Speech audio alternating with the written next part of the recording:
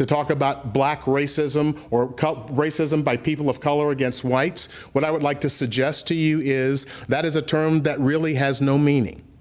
It is impossible to be a reversed racist for a person of color in this country.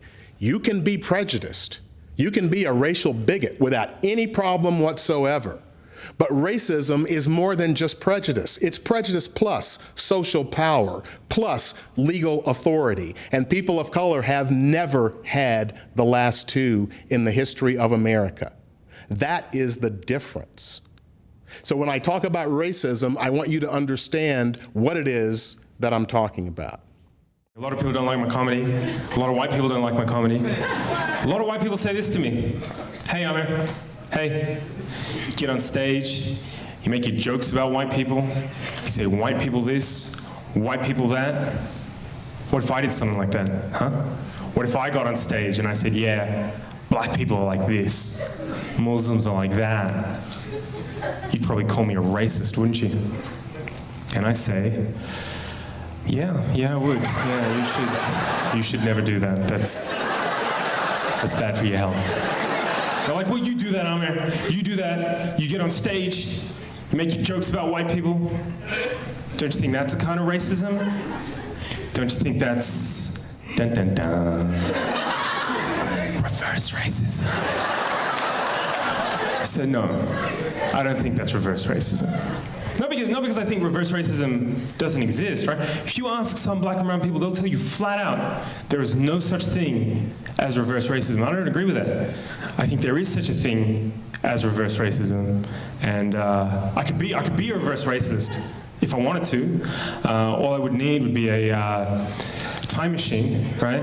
And what I'd do is I'd get in my time machine, I'd go back in time to before Europe colonized the world, right? And I'd convince the leaders of Africa, Asia, the Middle East, Central and South America to invade and colonize Europe, right? Just occupy them, steal their land and resources, set up some kind of like, I don't know, trans-Asian slave trade where we exported white people to work on giant rice plantations in China. Just ruin Europe over the course of a couple of centuries so all their descendants would want to migrate out and live in the places where black and brown people come from.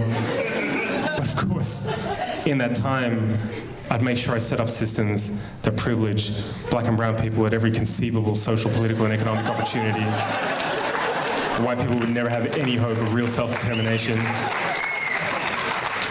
Just every couple of decades, make up some fake war as an excuse to go and bomb them back to the Stone Age and say it's for their own good because their culture's inferior, and then, just for kicks, subject white people to colored people's standards of beauty, so they end up hating the color of their own skin, eyes, and hair.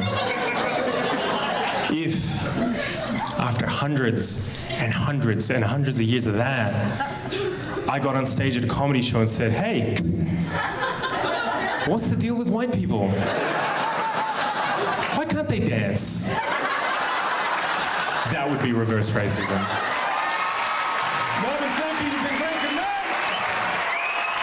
night. The scripture states that the true tribe of Judah will shine in the last days, and that they will go forth and carry out and fulfill many things. This is why knowing is important, and why saying that it doesn't matter is a big white lie. Most of what we've learned about history has been altered by the same people that are guilty of some of the most heinous crimes in history. The whole damn world is asleep, and I want to know why.